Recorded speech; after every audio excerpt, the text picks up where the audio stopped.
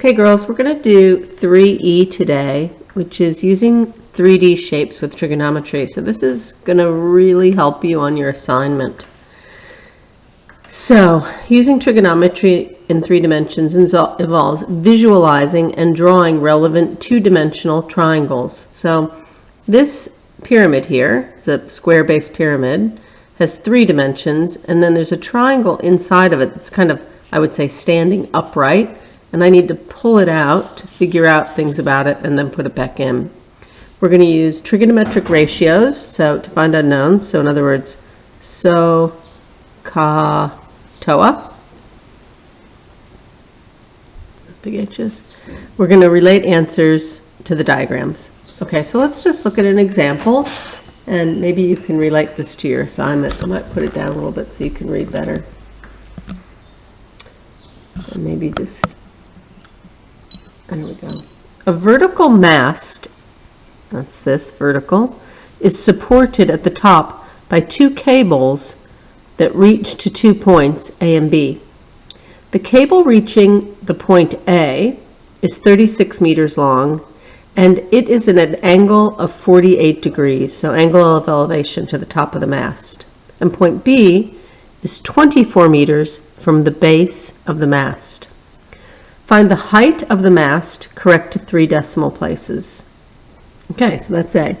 Well, in this picture, I'm given 2 bits of information, an angle and a side.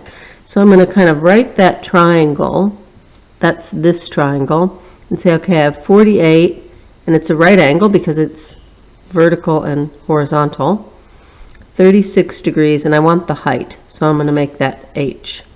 Maybe I'll make it X. You should always do these in pencil, I suppose. So I say, I have opposite and hypotenuse, so I say sine 45 degrees equals X on 36. So 36 sine 45 degrees equals X.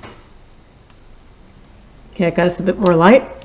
So 36 times sine 45. X was 25.5 degrees. That said 3 decimal places, sorry. 456 degrees. Not degrees, that's X, that's the side. So I got my height there. 25.456 meters. Then it says, find the angle to the horizontal, so the ground, of the cable from B. So I'm looking for this, theta. I'm going to do it up here so I have room. So I say theta. I have adjacent and I have opposite. So I'm going to do tan theta equals opposite over adjacent. Here's my opposite, I just found it, over adjacent. I'll grab my calculator. When I'm looking for an angle, that's when I use the shift key. So shift tan 25.456 divided by 24. That means theta equals 46.69 degrees. Okay. Now, when you're working on your assignment, you're looking at a flat piece of paper, and it's got some trees on it. Okay?